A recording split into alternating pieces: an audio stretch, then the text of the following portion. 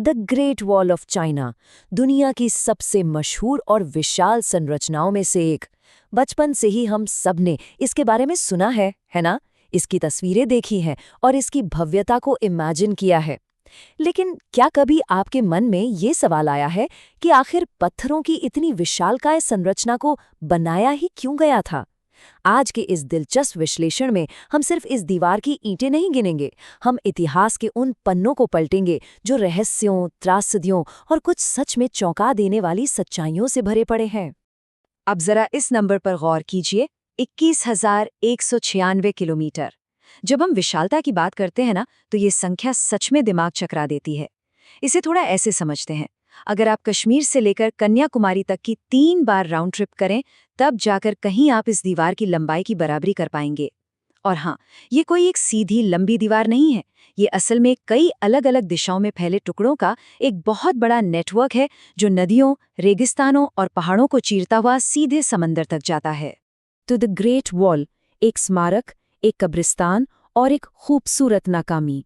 देखिए, इस महान दीवार का आज का रूप जितना लोकप्रिय और खूबसूरत करता है, इसका इतिहास उतना ही गहरा और अंधकार से भरा हुआ है।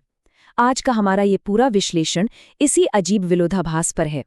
हम इस पत्थर के ड्रैगन की सतह के थोड़ा नीचे जाएंगे और देखेंगे कि कैसे ये अजूबा सिर्फ इंसान की बेजोड़ वास्तुकला का सबूत नहीं है, बल्कि दुनिया का सबसे बड़ा कब्रिस्तान भी है, और अगर सच कहें तो सैन्य इतिहास की एक बहुत बड़ी नाकामी भी है। तो चलिए इसमें गहराई से उतरते हैं। आज हम जिन मुख्य पहलुओं पर बात करेंगे वो हैं: पहला, पत्थर का ड्रैगन; दूसरा, इसकी असली ज़रूरत; तीसरा, दुनिया का सबसे बड़ा कब्रिस्तान; चौथा, इसकी प्राचीन इंजीनियरिंग; और पांचवा, एक असफल मेगा प्रोजेक्ट। शुरुआत करते हैं हमारे पहले भाग से, पत्थर का ड्रैगन यानी मिथक बनाम वास्तविकता। अगर आप चीन के उत्तरी हिस्से में बर्फीले रेगिस्तान से लेकर पीली नदी तक ऊंचे पहाड़ों और खड़ी चट्टानों के बीच लहराती हुई इस दीवार को देखेंगे, तो ये बिल्कुल वैसी ही दिखती है जैसे कोई विशाल ड्रैगन जमीन पर आराम कर रहा हो। चीनी मान्यताओं में ड्रैगन को हमेशा से ऊर्जा, जीवन और सुरक्षा का प्रतीक माना गया है। आपको जानकर हैरानी होगी कि वहाँ के बहुत से लोग आज भी इस कहानी में पूरा यकीन करते हैं कि हजारों साल पहले एक विशाल ड्रैगन ने उड़कर इस दीवार का रास्ता तय किया था और मजदूरों ने बस उस ड्रैगन के पीछे पीछे चलकर इसे बना दिया ताकि वे विदेशी हमलों से बच सकें। लेकिन सच कहूं तो इस पत्थर के ड्रैगन की पीठ पर चलना कोई बच्चों का खेल नहीं है। साल 1985 की एक बेहद रोमांचक घटना है। याहुई डंग नाम के एक व्यक्ति और उनके 2 दोस्तों ने ठान लिया कि वे इस दीवार के एक सिरे से दूसरे सिरे तक पूरा पैदल सफर करेंगे।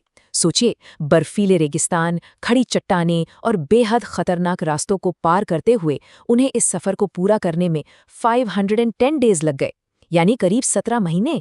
और सबसे हैरान करने वाली बात तो ये है कि उन तीनों के बाद आज तक कोई भी इंसान इस पूरी दीवार को एक बार में पैदल पार नहीं कर पाया है, कोई भी नहीं। तो अब आते हैं दूसरे भाग पर।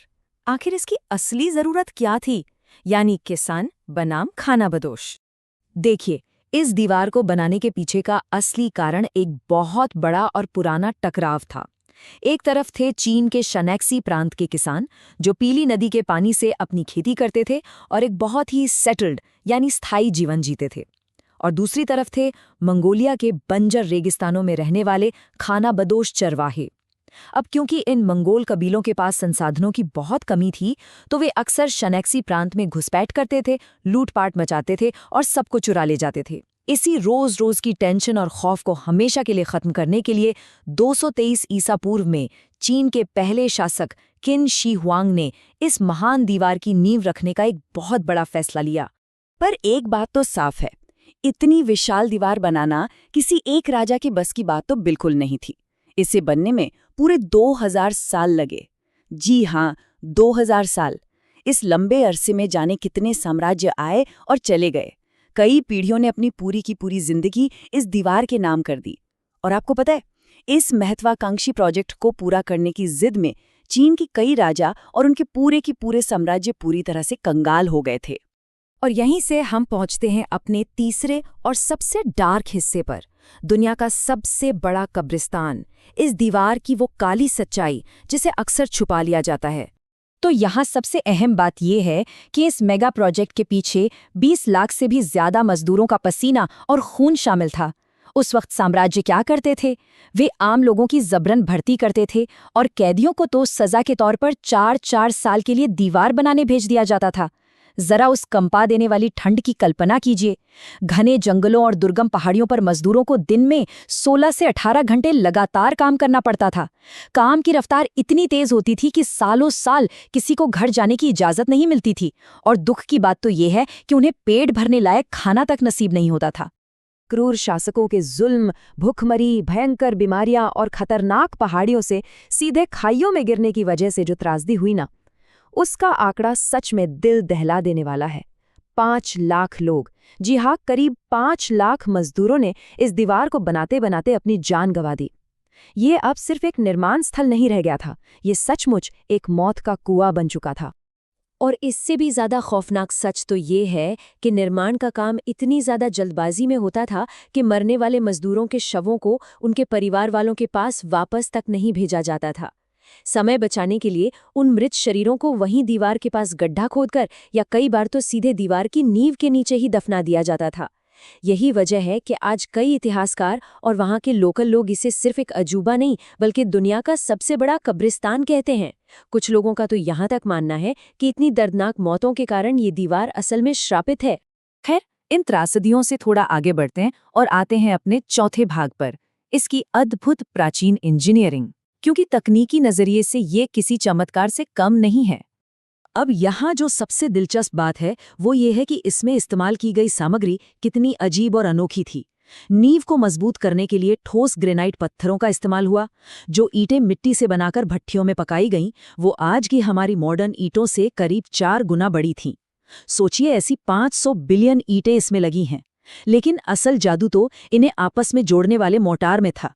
प्राचीन इंजीनियरों ने सीमेंट की जगह चूने के साथ चिपचिपे चावल के पानी का एक खास मिश्रण तैयार किया था, और इसी अनोखे स्टिकी राइस वाले लेप ने इस दीवार को इतना मजबूत बना दिया कि ये सदियों के मौसम की मार सहकर आज भी ज्यों की त्यों खड़ी है। आपको समझना होगा कि इस दीवार का डिजाइन सिर्फ एक बॉर्डर लाइन खींचने के लिए नहीं था, ये अपने आप में एक पूरा का पूरा मिलिट्री हाईवे था। इसकी औसत ऊंचाई 23 फीट और चौड़ाई 21 फीट रखी गई थी।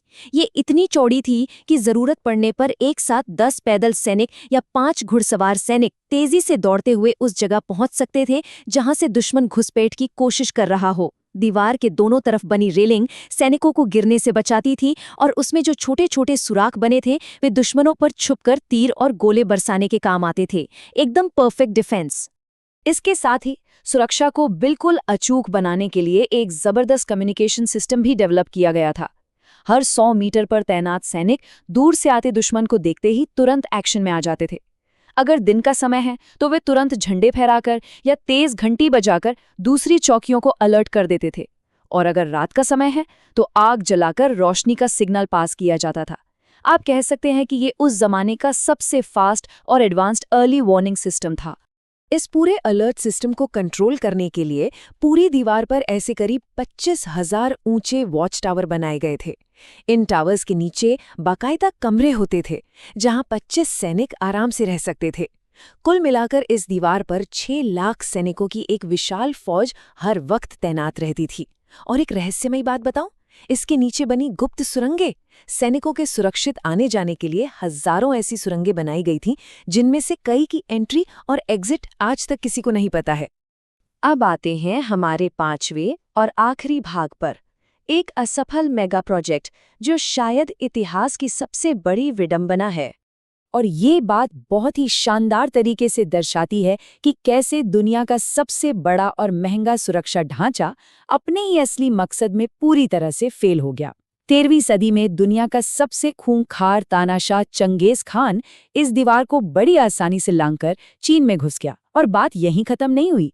1550 में मंगोलों ने फिर से इस दीवार को पार किया, और 1644 में तो मांचू साम्राज्य के सैनिकों ने इस दीवार को पार करके सीधे तख्ता पलट ही कर दिया, जिससे मिंग राजवंश का हमेशा के लिए अंत हो गया।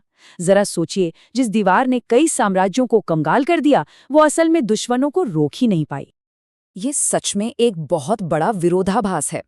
मिलिट्री के नजरिए से देखें तो ये पूरा प्रोजेक्ट एक बहुत बड़ी नाकामी थी, लेकिन आधुनिक युग में इसकी किस्मत पूरी तरह पलट गई।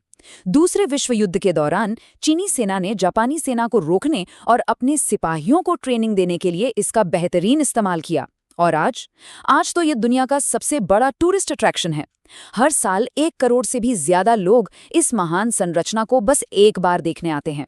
यानी जो दीवार कभी साम्राज्यों को दिवालिया कर गई थी, आज वही चीन की इकोनॉमी में हर साल अरबों डॉलर जोड़ रही है ना कमाल की बात? तो इस पूरे विश्लेषण के अंत में एक बहुत ही गहरा सवाल हमारे सामने आता है। आज जब हम the great wall of China की खूबसूरत और भव्य तस्वीरें देखते हैं, तो क्या हम उन 5 लाख गुमनाम मजदूरों की चीखें महसूस कर पाते हैं जो इसके ठीक नीचे दफन है? ये जानने के बाद कि ये 21,000 किलोमीटर लंबा ढांचा असल में एक बहुत बड़ी सैन्य विफलता और दुनिया का सबसे बड़ा कब्रिस्तान है, क्या इस प्राचीन अजूबे की भव्यता को देखने का आपका नजरिया अब हमेशा के लिए बदल नहीं जाता? इस विचार पर जरा गहराई से गौर कीजिएगा। आज के हमारे इस विश्लेषण में बस इतना ही। इतिहास के ऐसे ही और दिलचस्प पहलुओं को समझने के लिए हमारे साथ जुड़े रहिए।